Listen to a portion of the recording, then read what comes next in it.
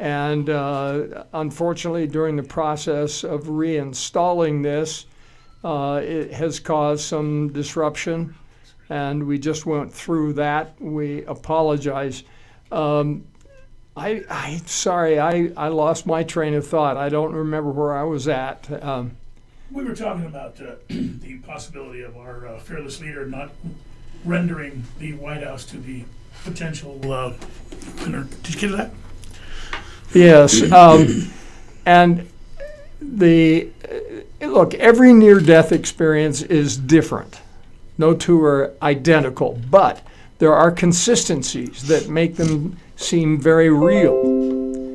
And you're going to hear all kinds of fun noises. Hey, listen. Yes, this is like being in Disneyland for me, man. I can see that we have a whole bunch of people listening, a whole bunch of people on their phone lines listening. Wish they'd call in. I guess maybe they just don't have anything they think they can offer. Like, come on, there's got to be a question somebody wants to ask. Well, yeah, and the thing that makes you so different than the Trumps and the Hillary Clintons is you are genuinely interested in the viewpoint of the common man in the street. And they should be interested in your reaction to their questions. And again, if they are listening on a phone, all they have to do is dial 5, and that will put them on, and we want to hear from them. Now, one of the things that's a little deceptive, you see the number of people who are listening at a given moment, and but every one of the little jiggles you see on that straight line indicates a change. So people are constantly coming on and going off, and over the period of an hour or so, we'll have hundreds of people, and all you're seeing is a given number at one instant. And that's the important thing, is that anybody who happens to be listening either on their computer or on a phone, they can talk directly with you. All they have to do is pick up a phone if they're on their computer and dial 701-801-0829. And once they hear the show on their phone, then if they dial 5, they show up on our computer. And that's the neat thing about this new technology. You don't have to have any special equipment to listen. All you have to do is have a phone, access to any phone. And if it's a wall phone, we call them hard lines, you dial 1 before you dial 701-801-0829. But if it's not a hardline phone, if it's a cell phone of any kind or a smartphone, once again, I hate it when my phone is smarter than I am, but then you just dial directly, 701-801-0829, and when you hear this show on your phone, dial 5. You can also listen on YouTube. We have a presence on YouTube, talkradio1.us. And we have this incredible video that we have uploaded. And it's really kind of fun because we have a video of a young lady, the ripe old age of 9 years of age, and she is video absolutely incredible.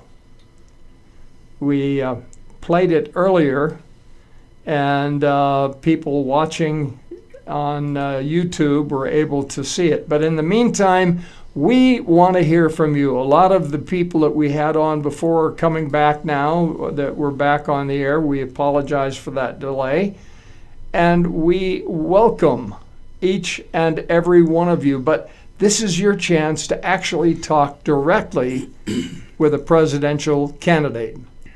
Rocky, what would you say to people that could help motivate them to come out this Friday at 4 p.m., from 4 till 6 p.m., this Friday on the steps of the state capitol? Well, mostly because this is something that you really want to be part of. We are going to make history, Mills. October 14th, this Friday, 4 p.m., on the steps of the state capitol in Salt Lake City, Utah. We're having the first ever Bible and gun rally. No presidential candidate, to my knowledge, has ever held one before. We're having a Bible and gun rally. We're asking everybody in attendance to bring a Bible and a gun. If this catches fire, like I'm hoping it will, if this spreads to all open carry states and then to all the other states in the union, and then eventually, what I would like to do, Mills, my goal would be to head a 1 million-man march of Christians on D.C., a peaceful rally showing people that Christians are through being marginalized. We're tired of having our 10 Commandments ripped out of the ground at the libraries. We're tired of being taken out of the education of our children, completely out of government, out of schools. I mean, it appears to me, Mills, that in the United States of America in 2016, the only religious group that you can openly ridicule are Christians. Yeah, and why is that? Why is there open season? And it goes beyond Christians. Why is it open season on you terrible white guys? Oh, you're half red man though. That doesn't apply to you. Well, listen. Actually, yes, most people look at me and consider me a white man, and I am a white man. My skin is white, my eyes are blue, my father was a white man, my mother was a Native American. I got no problem with being a white man. But it's true, the white males and Christians, as a matter of fact, since you bring it up, are the only two groups that you can openly ridicule and be bigoted against, and there's no penalty for it. Matter of fact, you're a cool guy if you're a liberal. It makes you really cool with liberal media. But I can tell you why this happens. As a white man in America, I've felt the ridicule of what our history brings on us. It's a lot of baggage to carry. You know, slavery, what we did to the Indians. You know, it's all a bunch of well, none of it's very flattering. And the truth is, white Europeans came here. Although they flourished, they had to be brutal at times to build what we now consider the greatest country that ever graced the planet. They had to be brutal in setting it up, and they had to be, they had to be diligent. And they were. From sea to shining sea, if you remember the Manifest Destiny. So, in the interim, we've got to take some pretty hard knocks. Now, you got to fast forward 300 years, Mills. You know, my ancestors were white Europeans, but actually they came here later. But doesn't matter. The point is that we were all responsible for our country's past.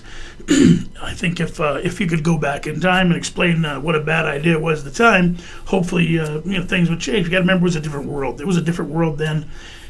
People were brutal. You know, it's the way things were, the way the world was. You know, the things are different now, but you feel the weight of that as a white person in our culture now. I think that's what makes liberals so insane.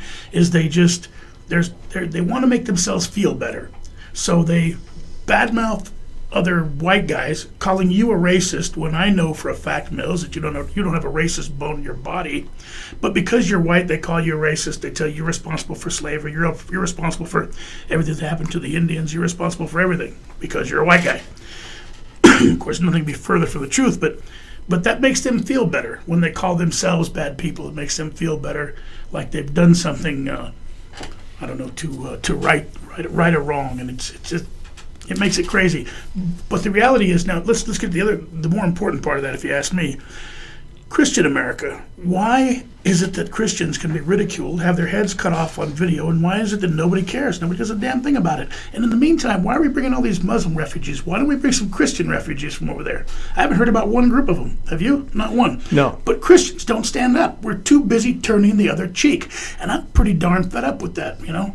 My other cheek is tired of getting smacked down. Eventually you run out of cheeks. Exactly. I only had one. Yeah, and you used them both up, pal. Guess what? It's time for Christians to stand up and say we are through being marginalized. We're through being taught. You know, they make Christians out to be the bad guys.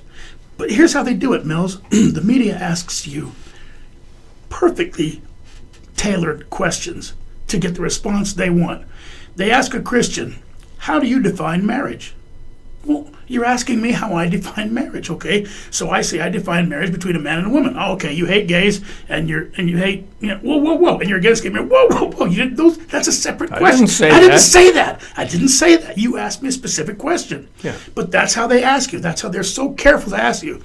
They don't walk around asking Christians, hey, now that gay marriage is the law of the land, what are you going to do about it? Well, nothing. Why should I care? It has absolutely nothing to do with me. Gays being married today in America is legal. Okay, I'm afraid I have bigger fish to fry right now. I'm worried about Christians getting their heads cut off. When the church wants to do something about that, then you can start talking to me about all the other menial things that are happening to give the church a black eye or whatever it is. Well, why should the church do anything about it? They shouldn't. It should be up to the government. Absolutely. But the point is, Christians are being marginalized. They're having their heads cut off. But here's the point. Mills, if you took a bunch of Muslims out and a bunch of Christians cut their head off, Muslims would stand up screaming and our government would do something about it. The Christians don't stand up. We do in our minds. We know that we're strong. We know we're not the bad guys, but we don't feel like we need to tell our neighbor that. Friday, we're going to change that. What you just said is politically incorrect. Right. Friday, we're going to change that. Hopefully, Friday, as many Christians are within the sound of my voice who live close to Salt Lake City will come to the Salt Lake City steps of the state capitol on October 14th, this Friday at 4 p.m. 4 to 6, we're going to hold a rally. It's a Bible and gun rally. Christians get a chance to stand up and say we are peaceful, but we are armed, and we do cling to our Bibles and our guns. We hold the Constitution as our guiding principle in politics, and the Ten Commandments as our guiding principle in private life. We will not have it either separated from us. We will use our Second Amendment right to protect our First Amendment right, to practice Christianity and to be free. Period. All you have to do to ask a question directly of this presidential candidate is dial 5 if you're listening on a phone. Now, if you're listening on your computer, grab a phone. Dial 701-801-0829. And once you hear the show on your phone, then dial 5. It's just that easy. People have been doing it all day, and we welcome your calls. We welcome your participation. Now, there are a lot of fun things going on. We're adding new capacity all the time. That's why we had the short interlude where we were off the air momentarily. They're actually adding fiber optics so that we can have unlimited bandwidth. That's going to make it easier for you to get in and to get through. And it will also make it possible for us to stream videos to you, which we will be doing.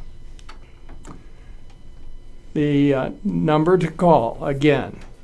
Now, if it's a landline, dial 1 first, and then 701-801-0829. If it's a cell phone or a smartphone of any kind, you don't need to dial 1. Just dial 701-801-0829.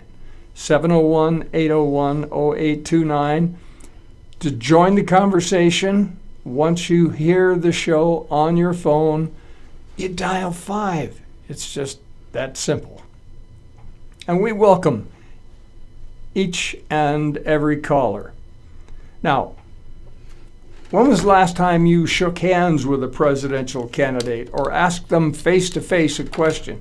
You'll have that opportunity this Friday if you show up on the steps of the state capitol. And you're going to find out that Rocky is a man like unto yourself. And he has family and other concerns that are important to him, just as you do. And that's, I think, what's one of the things that's missing. It's almost like the presidency becomes an institution. And I don't know about you, but I don't feel ready to be institutionalized. Who wants to live in an institution? Yeah. We want real life people in office, people who breathe and eat and have the same concerns that we do as people. And That's one of the impressions that I get from Rocky. He is a man just like the rest of us.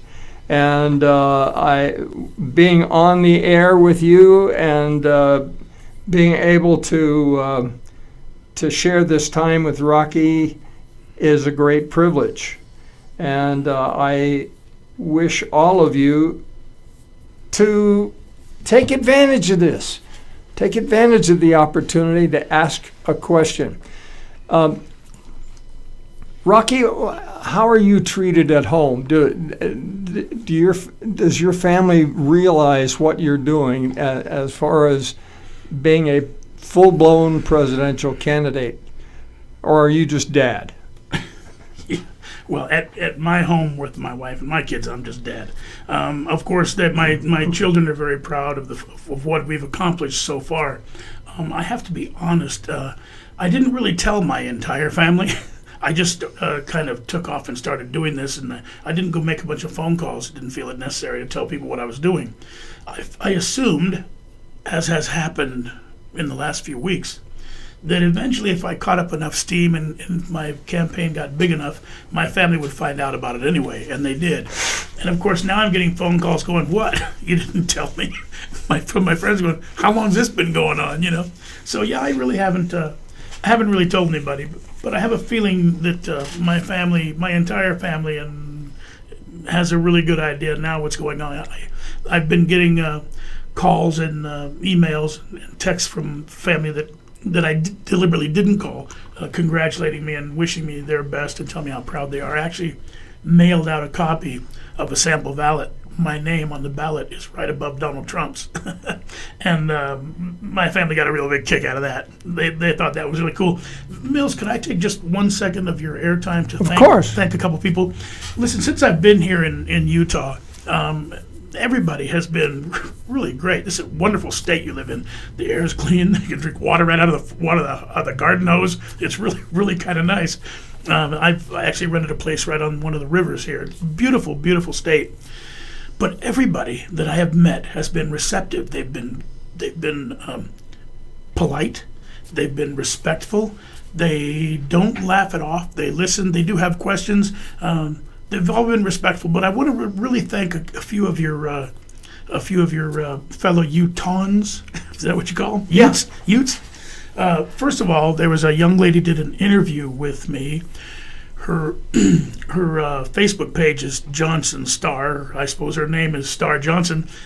Nikki is what all of her friends call her, so Nikki Johnson. I want to thank her very much for the interviews she did on me, and the time we spent was great getting to know her and answering her questions. She did it. She was very thorough and very fair, and that's the part I was most impressed with. She was fair.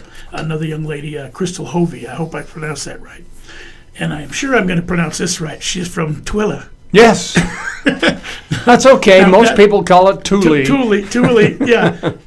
But she corrected me on that right away, so I got that right. I want to thank Crystal Hovey for also for her time and her effort and her support.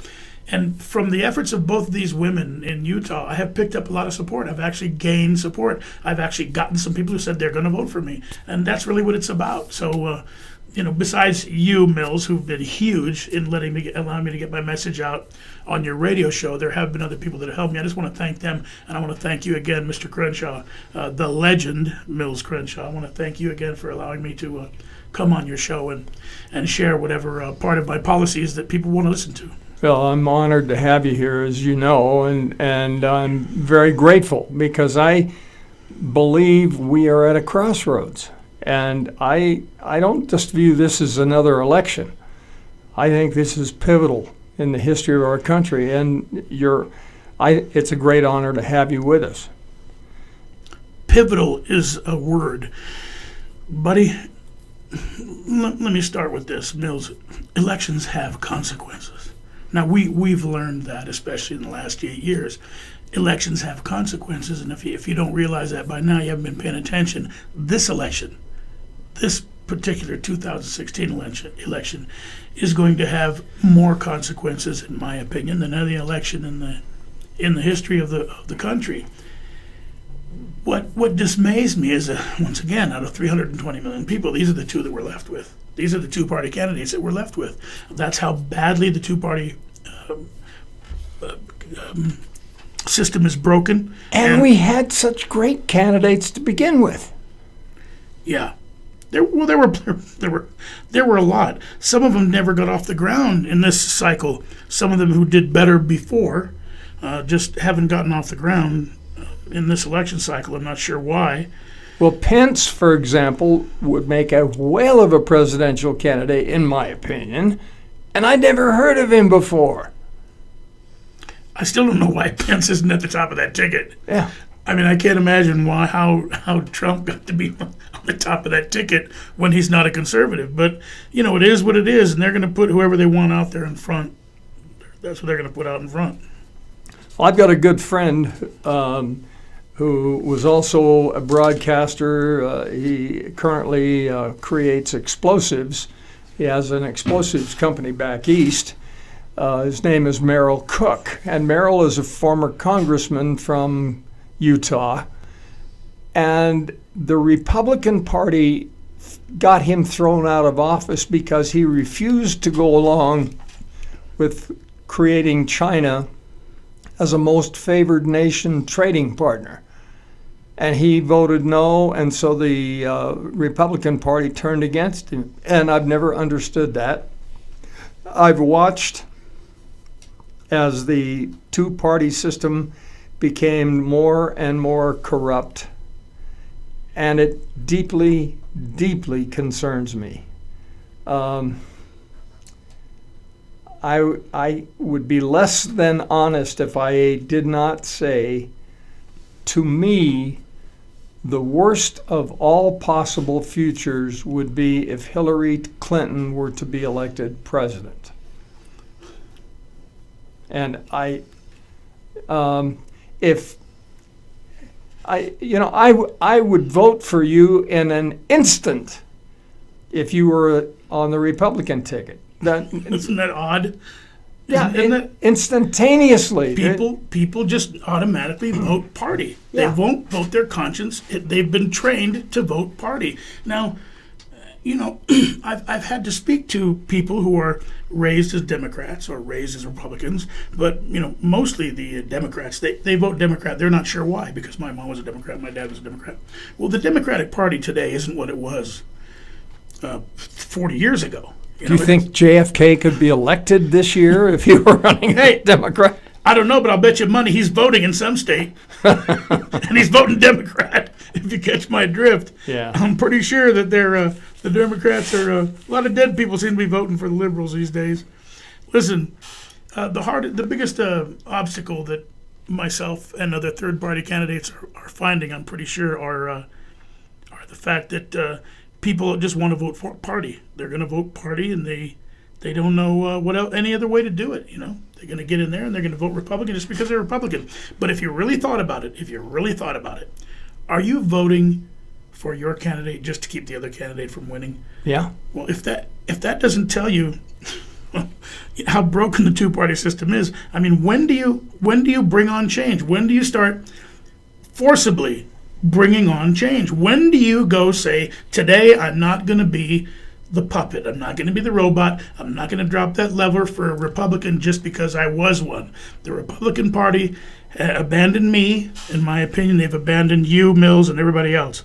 I don't believe that the Republican Party today is what we signed on for. Not at all. When we registered Republican in the beginning. I know it's not for me, and I'm reasonably sure that I will never in my life register as a Republican again unless the Independent American Party and their infinite wisdom someday absorb the GOP and allow them to become independent Americans. Abe Lincoln was a member of an unknown party at all.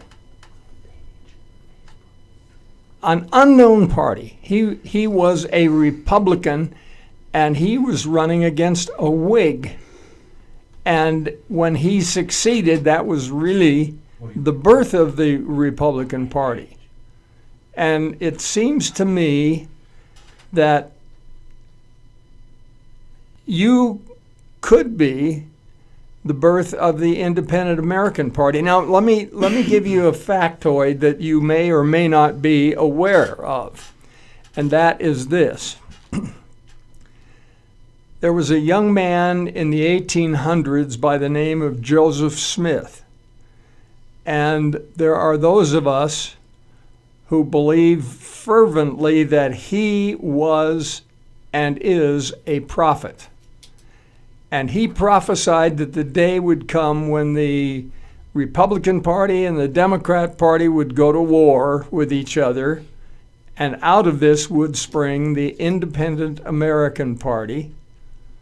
Those people in this valley are very aware of that prophecy, and that's why I think you're getting a very serious hearing.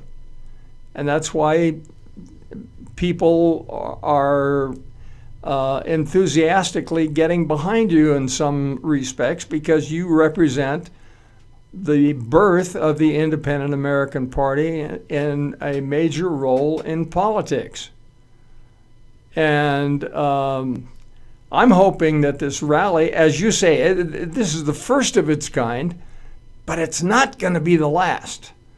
And that's why I think it's incumbent on absolutely everybody within the sound of our voice to not only show up at 4 o'clock this coming Friday, but we want them to bring their family and their friends, and they need to talk about this in their clubs and in their church meetings, and get their friends to come this Friday on 4 p.m. on the steps of the state capitol, and be prepared to stay until 6 and be part of the birth of a nation.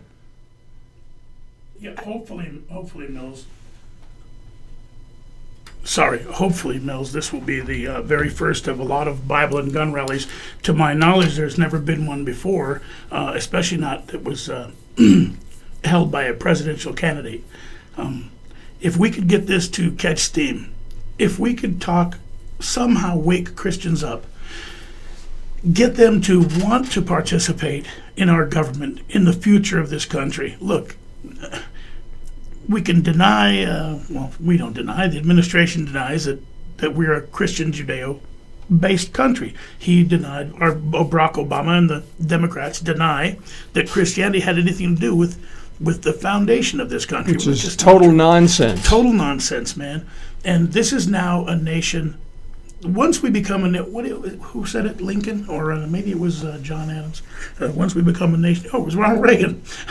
Once we are a nation that is not a nation under God, we'll be a nation gone under. And that's pretty much what we're seeing. We've taken God out of everything. Now you can't say God bless you. You can't say anything in the name of God. You can't say repeat any part of any pledge or anything that has God in it. It's just become politically incorrect, and it's all, I don't know what words we can use here, so I'll say baloney. Mills, it isn't correct. Horsepucky? Horsepucky. It's horsepucky.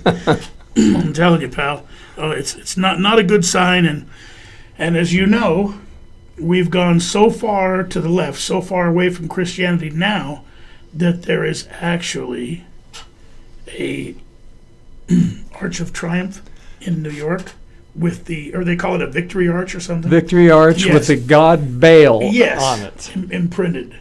And that is like spitting in God's face, in my personal opinion. A messianic rabbi by the name of Jonathan Cahn sent out a warning about this, that this is a harbinger of the trials and tribulations that will come upon our nation. It was when Israel of old worshipped the god of Baal that they were sent into captivity. And this is madness, sheer madness. Yeah, look, whether you believe in God or not, what's the point in trying to kick sand in his face? Yeah. I don't know if you can whip me or not. I'm just going to kick a little sand in your face, see what you do about it. I don't see the point of having graven images to a pagan idol in New York City, which is... Well, it's stupidity to the extreme. I mean, even if you're a non-believer, just just the laws of consequence, you would think. It's madness to, as you have pointed out, to kick sand in the face of deity. He has said, I will not be mocked. And I can't imagine a worse mockery. Couldn't agree with you more. I mean, which commandment is it? Second, I believe. No graven images. Yeah. Pretty sure it's etched in stone, so to speak. I mean, absolutely etched in stone from the very beginning, right? Absolutely. And as a matter of fact, that's the meaning of that phrase. Yeah, that's exactly what it means. Exactly what it's about. So I would really be cautious about what I put in out there for people to see. I mean, that's bad news, man. Okay. Realistically now, if somebody in the state of Utah was to vote for Rocky Giordani for president, you actually could, in theory, throw this whole election to the House of Representatives. Is that correct? Wouldn't that be great? Yes, Mills, listen. If the Independent American Party, if the Giordani and Anderson presidential, vice presidential ticket could pick up enough steam here in Utah to actually win, it would make very possible, very even likely, that neither Trump nor Clinton would have the minimum necessary to gain the White House. Now, you understand, Utah, well, it's not Ohio. Of course, it's not Florida. Of course, it's not. But the point is, when somebody wins Ohio, the other person loses Ohio, and vice versa. If both lost Utah, you understand, neither one of them would have that state. So it might not be important to the person who wins Ohio unless they don't win Utah. And if you don't have Utah, now, this is a one whole state, and it's not going to get you there. Wouldn't it be amazing if Christians stood up and independent voters now, we make up 1/3 of the voting bloc. There's a lot of us. If we could pull together, try to pull them together this Friday, buddy. If we could pull together and find our candidate and vote, we could throw this whole two-party system to the dogs. We could ruin it. And that's what it needs to be. It's already broken. It needs to be swept out with the garbage, man. If we could get a third-party candidate to win just Utah, if I could win just Utah, then yes, it would make it possible for the whole election to be thrown into the House of Representatives, and each state would get one vote. I'm smiling because that is a consummation devoutly to be wished. I am so angry with my own political party. I have been a lifelong Republican. I was raised by my grandparents, and they were dedicated Democrats. They thought that FDR was the greatest thing on wheels. And, of course, they passed on long before it was leaked out some of the things that he had done while in office that were despicable, deplorable. But he's answerable to a much higher authority. Well, in the end, Mills, we all are. You have to believe in a higher power. Some people think it's the universe. Some people think it's nature. Christians believe it's God, and that his son died for our sins. With that in mind, it makes everything else seem a little trivial, but you have to remember, this is our legacy. This is what we're leaving. This planet is what we're leaving to our children. And it's a mess. It's a mess. This country, which used to be the greatest that ever graced the planet, is now just in a shambles. The reason for that, Mills, is because all the smart people that are wearing the suits in Washington have gotten us so far away from the Constitution, the original rule book that made this country great. They've used the Constitution like the hillbillies use the Spiegel catalog, and they've gotten us away from it. And now they're calling it a living organism. It changes, it adapts, it does not. They want us to believe that the Constitution needs to adapt to our changing times, to mold to whatever agenda there is at the time, the agenda of the day, when in reality it's a set of rules. And once we get back to the Constitution, the America that you and I grew up in, the good times, it'll be back. It'll be back for good. Because I don't think we can come this close to the abyss. And we're looking right into it, brother. I don't think we can come this close to the edge of the abyss and never want to get back this close again. I think this time we learn from our mistakes. You know, it seems like every event in history is repeated because people just don't learn from their mistakes. And if you don't learn from mistakes, you're going to repeat them. So true. Maybe this time we'll get it right. Well, I will promise you this. I will be there with you on the steps of the state capitol this Friday at 4 p.m. I will try and do my show from there. We've got to make arrangements on how we're going to get this done. But we're going to try and do a remote broadcast from that show. I know you're going to be speaking. Tell us about your running mate. We know very little about your running mate. Well, now you should, because he's a Utah guy. Farley Anderson has been really active in politics in Utah. He's been doing his very best to move forward the constitutional aspect of the Utah government for quite some time. He ran for governor here, I understand, a few years back. He's a great guy. Matter of fact, Farley Anderson would get my vote if he was at the top of this ticket. We have a caller in the 410 area. Prefix is 388. Caller, your first name, please. Hi, Mills. This is Nick calling. Ah, good, Nick, from Baltimore, Maryland. Yeah, and I'm hearing an echo, but I'm happy to hear your guest. I had one question for him, and that is, Rocky, I'm glad to talk to you. Nick, it's my pleasure. Question to you is how can you, if you, let's say you win, and I would say I'd be all for that.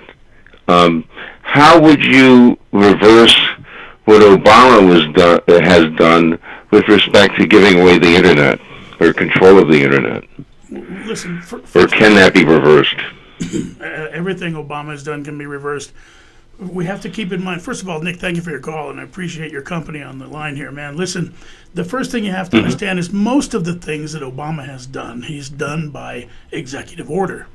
All of those executive orders are unconstitutional.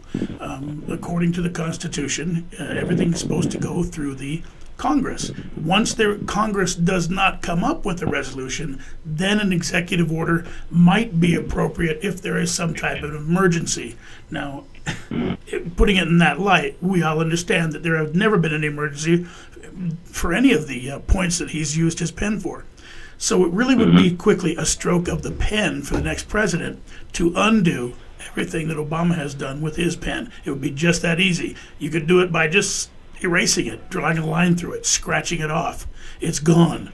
I got to tell you, the tech guys that are working the internet thing, you got to understand. There's a lot of it's very encapsulated, yeah. But the reality is, our First Amendment right is the most important thing, and we have to remember that the internet is. When I go on the internet, man, I want it to be, if it has to be encrypted, I don't care. I want it to be private, you know. And I don't think the government has any right to get in there and try to figure out what I'm doing on the internet. On the other hand, we don't want people planning to blow up your block where your house is without being able to figure it out. So it's all a very integral piece of government work, but it really was just a signing of the pen for Barack Obama, and it really just has to be scratched off. Well, that's good to know, because I mean, I've been very concerned about that, because I like you, you know, it's a very important thing. The First Amendment, if I get my mouth to work right, is extremely important. I mean, the Second Amendment, all those amendments in the Constitution are important, and we need someone who really believes in the Constitution, and will not use it as scratch paper, which is what this current occupant in the White House, I don't even like to say his name, is doing. And he's just a pawn of the globalists, the big bankers and the power brokers anyway. Sure. We all know that, as was Bush, as was Clinton, as was the other Bush, as was every other president, except maybe Kennedy, and that's why Kennedy was killed, because he realized what the heck was going on, and he wouldn't play ball with them anymore because he realized he had to save the country, and that's why Kennedy was killed. Well, listen, there's a solution to the globalists and the globalization theories and whatever else they think is going to happen. The only way that the globalists will get what they want is if they can keep the two-party system intact. And I am telling you right now, it's become painfully obvious to everyone that the two-party system is broken. Now we get a third-party candidate in there, one who has no alliance to any of the lobbyists, because never got a dime from them, didn't make any deals with them. The first thing you got to do is give the lobbyists pink slips. Get rid of them. We don't need lobbyists. I don't think you need to even let them in the door. I don't think they belong on the Capitol Hill. If you're a lobbyist, you're fired. Go find another job. I have a solution to that. Nick and Rocky, I'd like to get both of your perspectives on this idea. What if we required all of our elected officials, our congressmen and our senators, to stay in their offices in the state? And when they had to have a meeting, they just got online and used gotomeeting.com to whatever general meeting. Then they wouldn't be gathered together for the lobbyist to have easy access to them. Well, listen, I think that the lobbyists will find them wherever they are, and if they're in their home state, it would be easier to disguise their coming and going. I just think you make sure that lobbyists aren't allowed on Capitol Hill. That's number one. Get rid of the lobbyists. You have to outlaw them. Number two, it's about the Fed. It's about the big bank. Look, there is nothing more irrelevant than the Fed. We don't need them. The first thing the next president has to do, and I don't know if you've been listening, but part of my 5-point agenda, which upset the GOP, which caused them to pick this fight with me, which they never should have done, was that I had a 5-point agenda, and number 3 on that was audit the Fed. Because the Fed is fictitiously, fraudulently holding down, suppressing interest rates. They're doing something that's going to be very detrimental to our economy. We don't need the Fed. First you audit it, then you catch them, and eventually you abolish them. But just like you said, Democrat, Republican, right down the line. From the next president to the very last president, doesn't matter. They've all been pawns of the bank. You have to get rid of the bank. We do not need the Fed. It's irrelevant. It's unnecessary, and you just get rid of it. Abolish it. Kick it to the curb, man. It's over. I agree. There it is, buddy. It's illegal because, they were not elected. No, and they're appointed. Wait a minute. You want to hear the best part? Let me ask you, I didn't mean to go ahead. I didn't mean to interrupt because there's like a delay here. Do you know who Trump's pick for Treasury Secretary is? A guy named Carl Icahn. Let me tell you who Carl Icahn is. Carl Icahn. Oh, yeah. He is a corporate raider who, through rehypothecation, drives prices down, buys them up, and then fraudulently, through rehypothecation again, drives the prices back up. So he's bought TWA out. He staged a corporate takeover of TWA, our very first airline, our very best airline. He sold, the first thing he did was sell off the Los Angeles to Paris route. That was the most sought after line on the planet, and we owned it.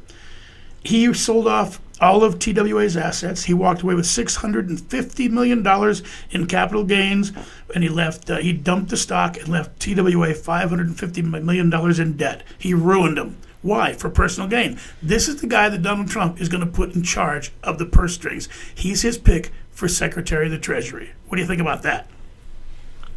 Well, it's not... well, elections have consequences, man. Not too promising. And while people are saying we have to vote for Trump to keep Hillary from getting in, well, you better understand he may be the lesser of two evils, but a beast is a beast, and I don't care. Doesn't matter which of these two get in. If it isn't an independent, and it's looking very strongly like it could be one of the two parties, in 4 years, people are going to be really, really upset, but it might just be too late. Elections have consequences. Mm-hmm. Well, I agree with you, but here's the problem we've had in this country from the point, before my lifetime, because I'm only 59, so this has been going on way beyond my lifetime. But the thing is that this two-party system you're talking about, yes, we are voting basically every election the lesser of two evils. But the thing is, it's a duopoly. Well, how as I said, the Mills, Pepsi and Coke, it's still cola. Sure. I get you. One gives you more gas than the other. All these cans are soda. I get it. You can line them up. Yeah. From root beer to 7-Up, Mountain Dew, they're all soda. Okay, listen. Yeah. The two-party system is the monopoly that has to be broken. And I would just have a question for everybody listening. Since we all agree that this has been going on since the beginning, we always vote for the lesser of two evils. How has that worked out for us? Really? Our Constitution is irrelevant today in our society. We have moved farther, we have progressed farther left, farther towards socialism than we ever thought possible in this country. And they teach it in the schools, and now they're saying finally socialism and democracy can be mentioned in the same sentence. Yay. Bernie Sanders, an open socialist, was running for president. Can you even believe that happened? That's how far we've moved left. That's where voting for the lesser of two evils, that's where it's gotten us. It's gotten us to the door of socialism. And now when you say Marxism and socialism and communism are all different, you're picking, no, they're not. You're picking fly shit out of pepper, pal. Because I'm telling you, when you're talking to an American, a capitalist American, they all look the same. There is no difference. I can tell you what the difference is right now. Here's the difference. Socialist, you work for the government, but you own the title of your car. In a communist country, you work for the government and they own the title of your car. That's the only difference. But you all work for the government. They take 100% of your paycheck, and we're all living off the government tit. And once they get control of us, it's over. And I would tell you the first ingredient in the recipe for turning our country into a socialist or a communist country, what do you think it is? Healthcare. You have to control the healthcare. That was the first ingredient. And man, you got to admit, the Democrats, they pushed that one down our throat in the middle of the night. They get things done. And the Republicans did nothing to stop it. Did nothing about it, and they've done nothing about it. They won't do anything about it. And they could have. And by the way, let me tell you one more thing, Mills. You have to, now listen, these sound bites are easy. Just pull them up on YouTube. This is what Donald Trump says about Obamacare. We are going to repeal Obamacare and replace it with something really good. Not get rid of it and not replace it. Replace with something really good. In other words, Trump Care, another federally funded healthcare plan. That's what Trump's idea is. Get rid of Obamacare and replace it with something really good. Those are his words, not mine. Okay, first thing you do is you give every citizen an exemption. Every citizen in the United States is exempt from Obamacare. Every state in the union gets an exemption. Every state is exempt from Obamacare. What does that mean? It means realistically, truthfully, this time it would be the truth. If you like your Obamacare, you can keep it. But if you don't, you can walk away from it. There is nobody holding you to it. It's your get out of jail free card. All right. Then we begin to pick it apart and repeal it. It has to be repealed, and all the subsidies that have gone into Obamacare go right back into Medicare where they came from. I'm going to tell you, Medicare is what we're going to have to lean on to take care of our veterans someday.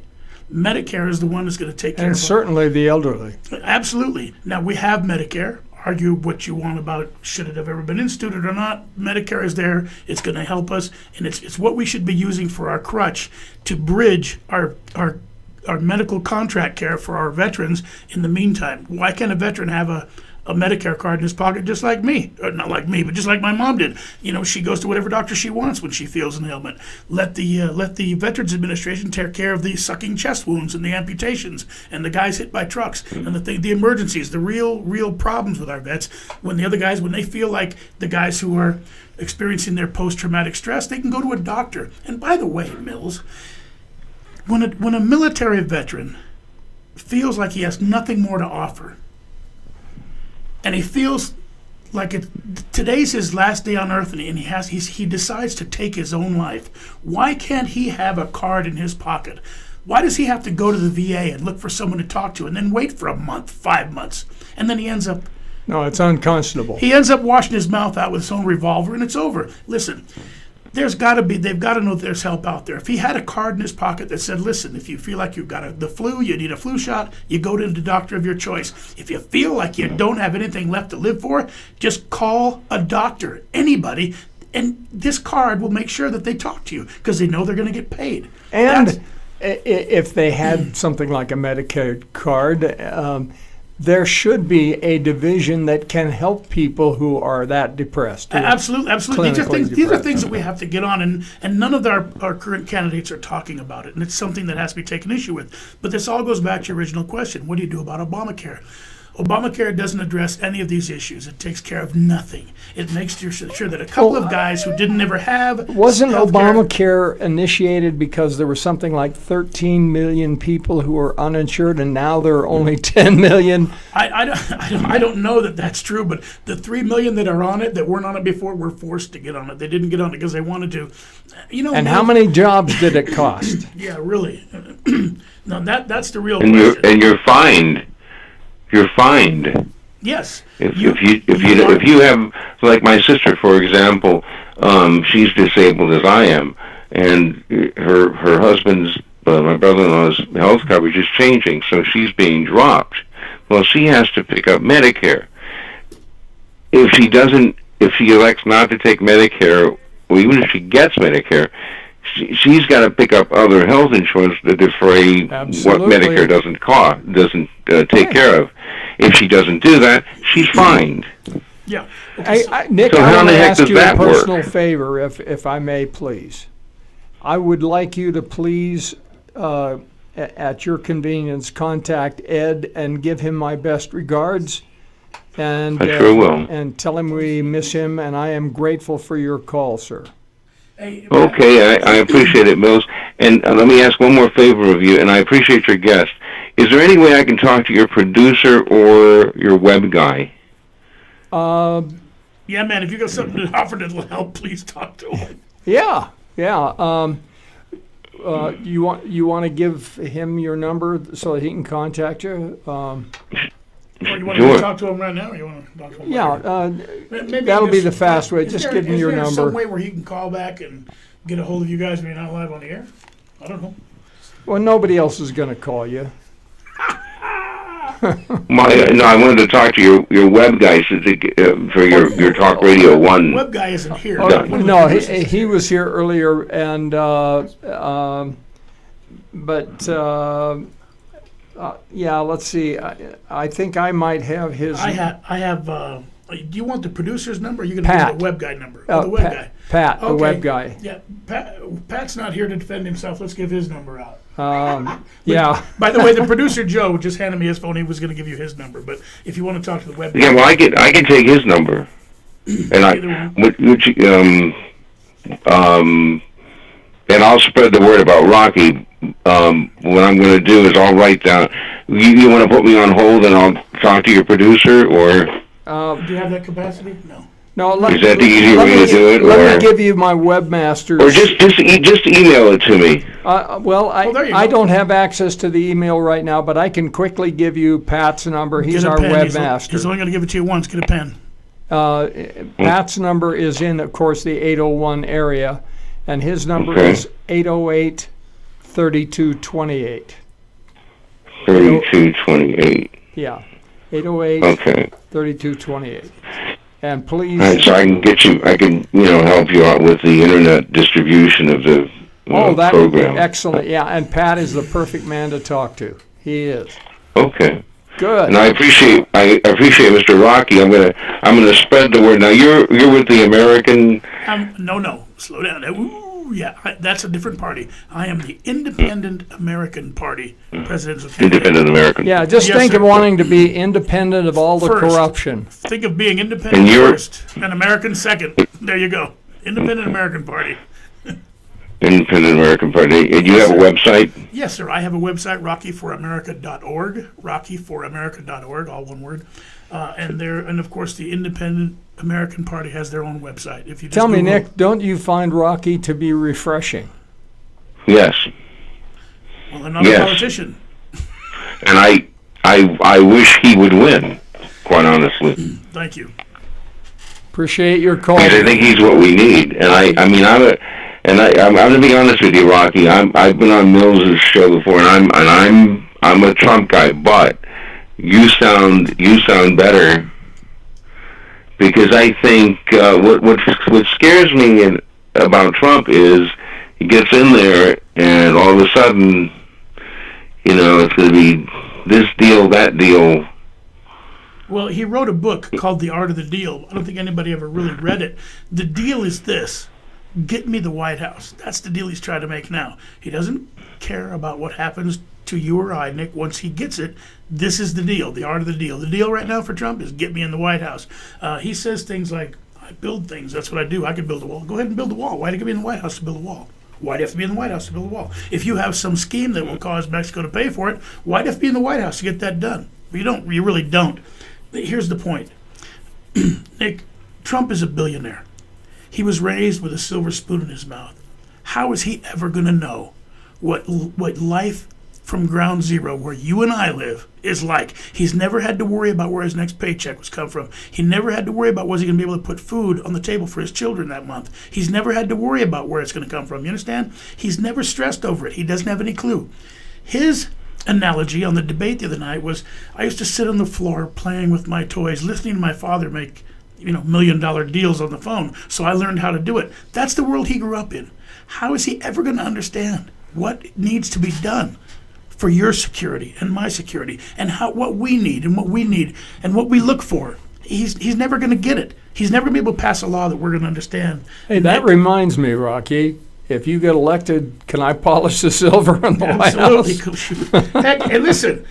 Look, I'm going to tell him to sell the silver, put the money back in the coffers. I have some really nice dinnerware at home that my wife will bring. I don't need to eat off a silver, man. That's just insane. My party said, well, listen, if you come to town for the rally, we'll pick you up in a limousine. You better not. I'll rent a car. I'll rent a Chevy, man. Don't worry about me, I'm not. Nick, listen, let me tell you a little something about myself. If you walked into my bedroom and opened my closet door, on the left hand, you'd see a stack of clean white T-shirts. On the right side of the closet, you'd see another stack of white T-shirts. Those are the ones that have stains on them. So if I'm going out, get up in the morning, I take a shower, I put on a clean white T-shirt. If I'm going to work in the yard, I put one that already has stains on it. See? You know what I mean? That's how easy it is. I never spent more than 2 seconds wondering what I'm going to wear. I grab the next white T-shirt off the rack. If you'd ask Mills, I'm wearing a white T-shirt right now. Now, there's another stack in the middle, a short stack of about 8 black T-shirts. So if I take my second shower in the evening, I'm either putting on my pajamas or I'm putting on a black T-shirt because I'm taking my wife out to dinner. So in the morning, it's a white T-shirt, Levi's. In the evening, it's a black T-shirt, Levi's. Hey, you ought to see his tux. You ought to see his tux. Yeah, I don't own a tux. I don't own a suit. And by the way, this election better not be about fancy suits and flowery speeches, because if I went out and bought a suit, do you know how cheap it would look on the debate stage standing next to Donald Trump? It would be a cheap suit. He's got a $10,000 suit, And if it was about flowery speeches, about being able to weasel word and say things that just aren't real, Hillary Clinton wins the White House. So this better not be about flowery speeches or nice suits, This better be about fundamentals, better be about the issues. Who stands on the issues. I would love to debate the issues with either of those people, but sadly, Nick, we got started on August 27th of 2016. So my campaign is, it's just barely, not even 2 months old. Tell me if but we've picked up a lot of steam. Look where we are already. If Nick and all his buddies in Baltimore, Maryland were able to organize a Bible and gun rally, would you go there? You better believe it, I'd go there. Listen, that is my plan, to organize Bible and gun rallies. Nick, you a Christian? Yes. Well, I'm Greek Orthodox, and it's the same thing. Yeah. Well, there you go. There you go. Then you know what it's like to be marginalized. What I would like to do is try to organize Bible and gun rallies in every state of the union, where people who have legal firearms can legally bring them along with their Bible, and we can openly be Christians and exercise our First Amendment right and our Second Amendment right. And I think once we get this going, if we could get this going in every state, then eventually I would like to lead a 1 million man Christian march on Washington, D.C. Because Everybody else I gets think to it's be going to marches, happen. but we never get to because we're just Christians, you know. Well, I think people, though, Rocky, are waking up. That's what you've got. I mean, that's what you've got to look forward to. People are waking up, and I think the left is doing, and I know Mills has talked about this, and I know Mills will agree. The left always oversteps. The left always goes too far, and they've been planning this for a long, long time. Great to talk to you, my friend, and please do give my best to Ed. I sure will. So thanks for the program, and thank you, Rocky. And I'll contact your website, and we'll get some bumper stickers and I'm pretty sure that material. I'm a write-in in Maryland, buddy. So just write it in. Okay. Hey, thank you. Oh yeah, sir. we can do that. We can do that. All right, we're going to go now to another caller in the 801 area, prefix 298. Your first name, please. Steve. Welcome, Steve. I got off work really late today, so I'm really late calling in. But anyway, Rocky, I just want to say if the election were held today, you'd have my vote. Thank you very much, Steve. And I would honor it. If you can arrange to get off work a little early on Friday and show up at that rally, we'd love to see you. Oh yeah, Steve, you live in Utah?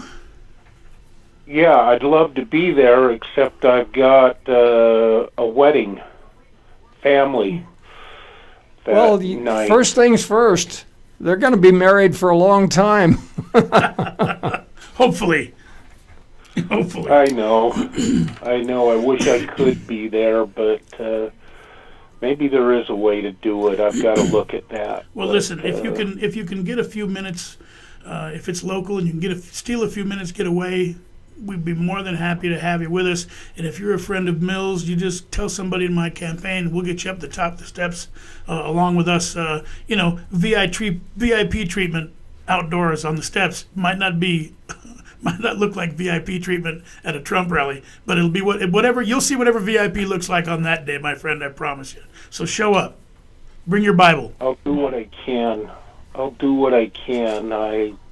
Like I say, the wedding. Well, do talk it up among your friends. That's the critical thing. Yeah, and I have posted information about it. And now listen, I have videos and I have a written invitation on my website, on my Facebook page, Rocky Giordani at Facebook. Go there and just share it. There's a video inviting everybody to the rally, and there's also just a written invitation. Okay, I'll do that. Just share the video. Before I got on the phone, though, I saw something, if you want a big laugh, I saw this article on the internet. Here's what the headline says. Hillary Clinton, the Bible is the biggest influence on my thinking. Somebody I have no idea. Posted that on. No idea where that came from. But that's ludicrous. Actually, you know where the like button is on Facebook when I saw that? Sure. I checked it off as ha-ha. Yeah. Well, anybody that believes that, I've got some beachfront property in Gila Bend, Arizona. So there you go, buddy. Wow. Yeah. Well, you know what? I think that the people who support her might intend to believe. Oh, really? Well, look, I didn't know that. Hillary believes, and my gosh, she's a Bible thumper. They'll just believe it. They'll believe whatever she says. She can blow smoke up their rear end, and they're just going to believe it. If she said that she was a madam and ran a brothel, now that I would believe. Oh my gosh, Mills. No, I'm sorry, but I consider this to be one of the most evil women I have ever come across in my lifespan. True, and I think we're just beginning to find out how evil she really is. But I also think, okay, now, what makes her evil? We call her corrupt. Agreed? Define to me, Mills, if you will, corruption. What is corruption? Countenancing evil and supporting it, as she did with her husband. Okay, well, no, that's, I don't know, lying about everything. Okay, well, I thought, to my understanding, corruption was when you took money to do favors. Or using your office to make money. There you go. So In my opinion, corrupt officials are the ones that take money under the table and do favors for them. Or over the table. Okay, so if an official was taking money for favors, would you call that corruption? What else would it be? Okay, what would you call the person giving that politician money? What would you call that person? Part of the corruption? Yeah, and an enabler. And Donald Trump has admitted to donating money to Hillary Clinton's foundation and to her campaign. That's true. Hundreds of thousands of dollars. That's the way business is done. That's what he says. said. That's the way it's done. So when people argue that Trump is not part of the establishment, please, he's just the other side of the corruption. He's one of the guys that gave the money to the corrupt politician to get the favor. He's very much part of this whole Well, I would ask you if you could be bought, but how many T-shirts do you need? Yeah, exactly. How many T-shirts can a guy own fit in his closet, man, you know? Thanks, Mills. Never had really thought of it that way, but really, man, it's the truth. Hey, listen, nobody has ever. I just can't imagine. Look, and I hate to say something that's going to sound untrue, but I will just say it. I'll just put it out there. If somebody walked up to me like a Donald Trump and said, "Listen, man, I'm going to throw $100,000 your way. I need you to do this." I promise you, I would slap that person right there on the spot. I think that type of thing should be criminal. It should be illegal. Excuse and that person me. should be arrested. The one thing I would contradict is you don't slap anyone. You hit them in the beak. Because if you slap, it raises their adrenaline level, and they are much stronger. Well, I actually save punches for people that continue to be a threat. A person who would walk up and offer a politician money. Kick them in the shins. Yeah, I kick them in the nuts so hard they lodge in their nostrils. How's that? But that's what I'm saving for Putin, actually. And that's a fact, Jack. That's what I would like to do to Vladimir Putin. Kick him in the testicles so hard that they lodge in his nostrils. It wouldn't be quite the love fest he's been having with Obama. And by the way, Trump thinks he's a great guy. Yeah. He thinks Trump would make a great president. I mean, do you believe this? He thinks Trump would make a great president. He knows a punk when he meets one. He knows a guy that would be easily manipulated. It's a concern when he meets one. Look, I'm all down. I'm all down for getting along with our frenemies, you know, with our allies and our enemies. I'm all for having open dialogue with some people, not with Iran. You know, if I ever had to have a meeting with Putin, it certainly wouldn't be the love fest that he was used to. He might come out of there screaming foul. Go ahead, Mills.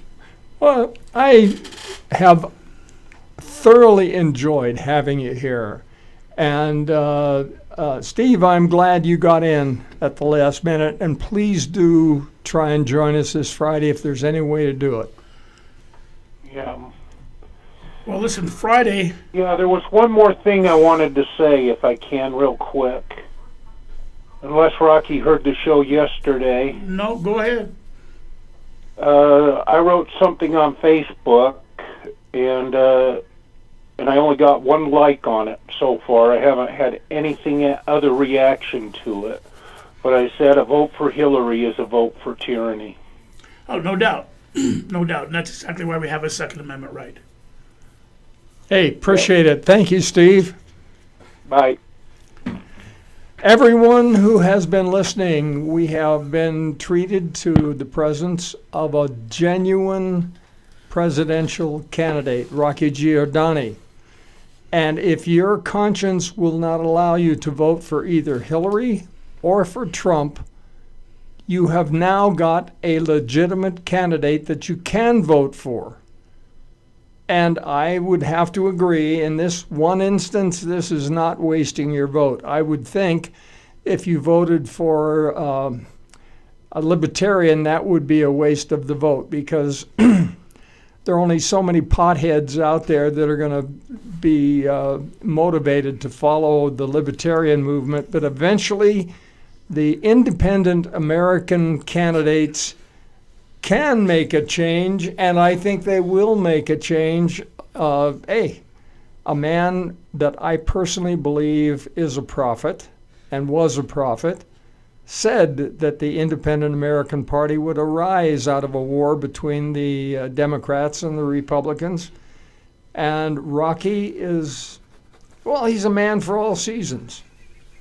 Rocky, thank you for being here. Mills, my pleasure. Honor to meet you again. The legend, Mills Crenshaw. Oh, just a neat old fuzzy. You're well. You can play it down, buddy, but I know who you are. It's been an honor to have you here. And all of you who are listening, plan on Friday, 4 o'clock on the steps of the state capitol. Come up and shake our hands. Both Rocky and I will be more than happy to meet with you. Thank you for being here.